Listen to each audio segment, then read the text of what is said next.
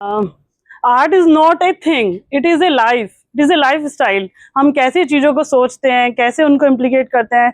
जैसे हमारे संस्कृत के जो साहित्य हैं उसमें एक बहुत सुंदर श्लोक है, कला साहित्य संगीत विहीन है, साहित्य संगीत कला विहीन है, साक्षात पशु पुच्छ विषानहीन है।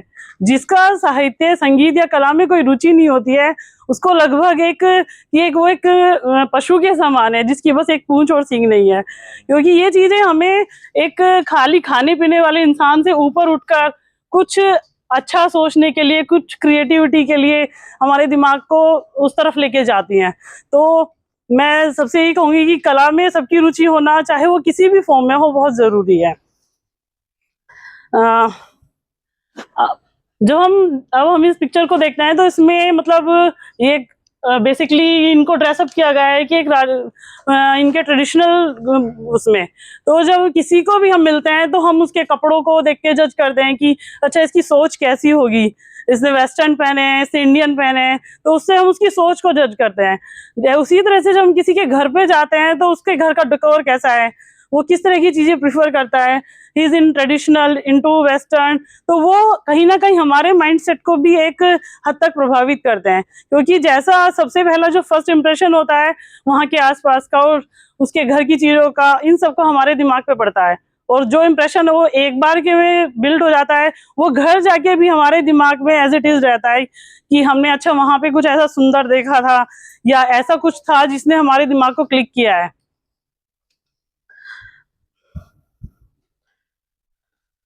जैसे इस तरह की कुछ सुंदर जगहें हम अपने घर में क्रिएट कर सकते हैं।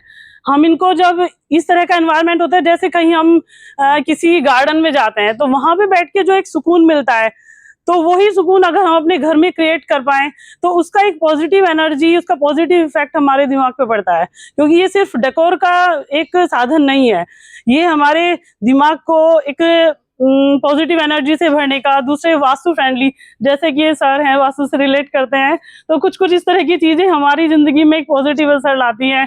कुछ अच्छी चीजों को अट्रैक्ट करती हैं, निगेटिव माइंड्स को तो, निगेटिव थॉट्स को तो दूर करती ही करती हैं। तो इस तरह से इन चीजों को खाली हम डेकोर से जोड़ के नहीं देख सकते, ये हमें बहुत सारी चीजों से कनेक्ट करती हैं। और ये जितना रियल होती हैं, रियल इन द सेंस कि आप इनको हैंडमेड प्रोडक्ट्स के तौर पर अगर देखें, बाजार में आर्टिफिशियल भी मिलती हैं बट वो इसी तरह से काम करती है जैसे एक आर्टिफिशियल फ्लावर एंड एक रियल फ्लावर। जो रियल फ्लावर में फ्रेगनेंस होगी वो आर्टिफिशियल में बिल्कुल नहीं होगी। तो इसी तरह से इन चीजों का हैंडमेड होना और प्योर चीजों से बना होना उतना ही जरूरी होता है।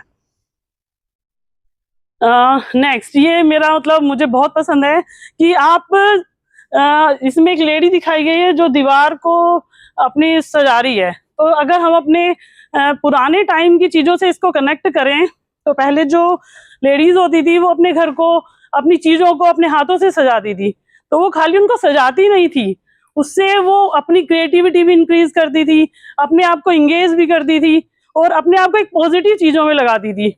पहले आपने नहीं सुना होगा किसी को टेंशन होती है या कोई परेशान होता है, क्योंकि उनके पास इतना खाली दिमाग ही नहीं होता था।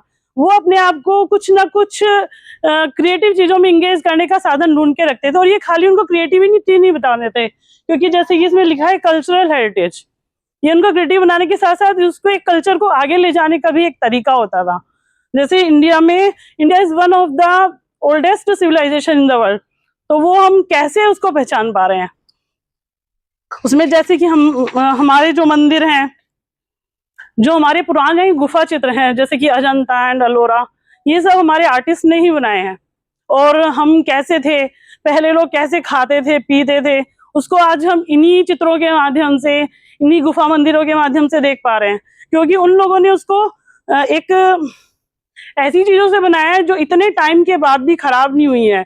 वो एज इट इज आज हमारे सामने है, हमारे इतिहास को भी दर्शा रहे हैं और हमें हमारे पास से भी जोड़ रहे हैं और हमें आगे जाने का रास्ता भी दिखा रहे हैं कि हम कैसे अपने आप को पास्ट से जोड़ते हुए फ्यूचर की तरफ लेके जाएं। कल्चरल हेरिटेज के साथ साथ ये हमारी माइथोलॉजी इन द सेंस कि राम और कृष्ण कब हुए थे, किसने देखे हैं, हमें तो नहीं पता वो कैसे थे, हमारे सामने वो किस रूप में आते हैं। जैसे कि हमें एक आर्टिस्ट दिखाता है, राजा रवि वर्मा एक बहुत बड़े आर्टिस्ट रहे हैं, उन्हें बेसिकली ये क्रेडिट जाता है कि जो आज हमारे सामने भगवान के स्वरूप हैं वो सब उन्हीं के ही क्रिएट किए हुए हैं। उन्हीं को ही आज हम पूछते हैं, उन्हीं में धीरे धीरे समय के अनुसार चेंजेस आते रहते हैं कि आज इसमें थोड़ा ये चेंजेस हो गया, बट बेसिकली जो उनको रूप दिया गया है वो यही कहा जाता है कि राजा रवि वर्मा ने उनको इस रूप में हमारे सामने प्रस्तुत किया है।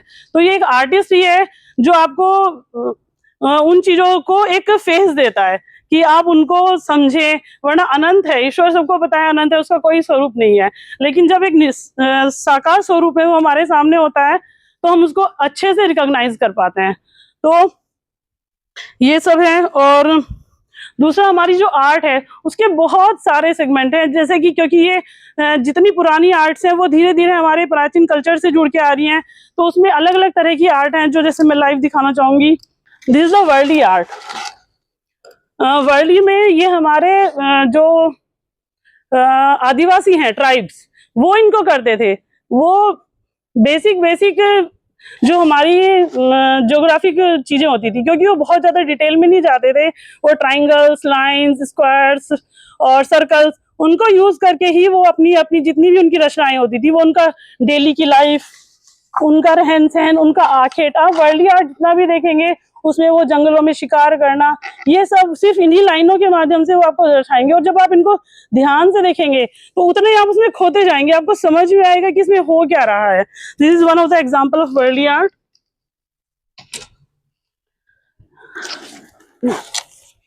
This is Tanjore. This is one of the oldest art form in South India. South India के लोग आप सब जानते होंगे कि मंदिरों को बहुत ज्यादा पूजते हैं और उनको अपने घर में भी रिक्रिएट करना चाहते हैं, क्योंकि हम डेली मंदिर जा सकते हैं लेकिन जो एक एनवायरनमेंट वो चाहते हैं वो अपने घर में भी उसको क्रिएट कराते हैं। तो उनको जितना वो रियल बना सकते हैं, जैसे कि उसमें गोल्ड का काम कराना, इसमें गोल्ड फॉइल यूज कराते हैं, जो रियल स्टोन्स होते हैं, तो जितना सुंदर हम अपने आप को सजाना चाहते हैं वो उससे ज्यादा सुंदर अपने भगवान को सजाते हैं। तो वो उन सबको यूज करके और बिल्कुल प्योर तरीके से, और ये खाली ऐसा नहीं है कि 2-4 सालों के लिए है, ये it is a just like a heritage. एक जनरेशन से शुरू होके वो 8-8, 10-10 जनरेशन तक जाती है, क्योंकि इनकी लाइफ बहुत ज्यादा होती है, ना ही खराब होती हैं और बहुत टाइम तक आपके घर में एवरग्रीन एक वो रहता है इनका। And this is one of the miniature art. Miniature art जैसे हमारा लिटरेचर है, लिटरेचर में अलग अलग सेगमेंट होते हैं, उसमें गीत गोविंद, 12 मासा, इस तरह के अलग अलग सेगमेंट होते हैं। उनको जैसे कालिदास, किसी ने पढ़ा होगा उसका अभिज्ञान शाकुंतलम, तो उन सबको एक कहानियों के माध्यम से, क्योंकि पहले आपके ये डिजिटल मीडिया नहीं होता था, तो लोग आर्टिस्ट से अलग अलग तरह की स्टोरीज पोर्ट्रे कराते थे और वो उन्हीं को अपने पास रखते थे, उनको देखते थे, उनको दीवारों पे सजाते थे कि वो उसको जी सकें, कि उसमें जो आपको कहानी में सुनाया गया है। अभी हमने एक एग्जीबिशन की थी, वो अभिज्ञान शाकुंतलम के ऊपर थी, उसमें पूरी कालिदास की रचनाएं थी। तो मतलब मैंने खुद सिर्फ बचपन में एक स्टोरी पढ़ी थी कालिदास की, ये शकुंतला वाली। सिर्फ मुझे उसका एक इंसिडेंट याद था कि शकुंतला की शादी होती है और उनको एक अंगूठी दी जाती है कि आप जब आएंगे ये अंगूठी आप दिखाना, मैं आपको पहचान जाऊंगा, और वो अंगूठी उनसे खो जाती है। तो सिर्फ इतना ही हमें याद था, क्योंकि वो हमने कभी बचपन में पढ़ी थी। आजकल ये चीजें कोई पढ़ता नहीं है, तो इनमें लोगों का इंटरेस्ट भी कम हो गया है, बट जब हम उनको पढ़ते हैं तो उनके बारे में और ज्यादा आपको समझने को मिलता है। इसमें छोटी छोटी बारीकियां, उनके भाव, उस टाइम का आपका आर्किटेक्चर कैसा था, वो सब चीजें बहुत बारीकी से दिखाई जाती है। इसलिए इनको मिनिएचर आर्ट बोलते हैं, क्योंकि इसमें बहुत छोटी छोटी चीजें, बहुत बारीकियां आपको दिखाई जाती हैं। जैसे सेम ये है, जैसे कि एक छोटा सा राम सीता का एक स्वरूप है, इसको देख के आपको लग रहा है, क्योंकि चारों तरफ वानर सेना है, तो एकदम से आप रिकॉग्नाइज कर पाते हैं कि अच्छा ये रामायण से लिया गया है। कुछ आजकल के जैसे कि ये कैनवस के ऊपर है, इसमें आप एक पर्सनल टच दे सकते हैं, जिसमें मैंने अपनी फोटो लगाई है। वैसे तो खुद को पैम्पर करना भी उतना ही जरूरी है, तो इसमें मेरी खुद की फोटो है और ये हाथ से बनाई हुई पीछे से है। तो इसमें आप कोई भी सीन जो आपकी मेमोरी में आपको बहुत पसंद हो, उसको आप ऑयल में, एक्रेलिक में रिक्रिएट करवा सकते हैं। तो इस तरह की भी बहुत सारी चीजें होती है। तो आर्ट की मतलब टाइप्स ऑफ आर्ट, लेकिन ये एक दिन में नहीं बनी है, इनको बहुत धीरे धीरे धीरे धीरे डन। आर्ट सब जगह होती है, स्कूल्स में, जैसे ये मैं एक रेस्टोरेंट में कर रही हूँ, उसमें उन्होंने बुद्धा के लाइफ पे 15 स्केचेस बनवाए थे। तो इस तरह से आप कहीं भी आर्ट को एवरीवेयर कर सकते हैं। नेक्स्ट, ये कुछ एग्जीबिशन जो मैंने India habitat centre, Lalit hotel, Bikaner house, national school of drama, Nepal embassy यहाँ पे की है।